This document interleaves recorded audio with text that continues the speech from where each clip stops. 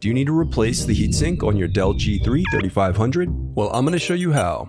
Also, you can click the top right of the screen to find this part or tools or additional help on our website, including written step-by-step tutorials with detailed images. Now that that's out of the way, let's jump into it. First, unscrew the bottom base screws. Now use your fingers or a plastic scribe to pry apart and remove the bottom base cover. Now disconnect the battery. Now disconnect the LCD cable. Now unscrew and remove the heatsink.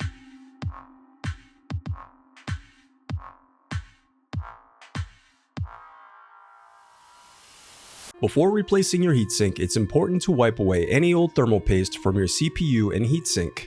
Note, for maximum cooling of the processor, do not touch the heat transfer areas on the heatsink and CPU. The oils on your skin can reduce the heat transfer capability of the thermal paste. Then apply a small amount of thermal paste to the CPU and graphics chip before replacing the heatsink. The reassembly of your laptop is as simple as following your steps in reverse.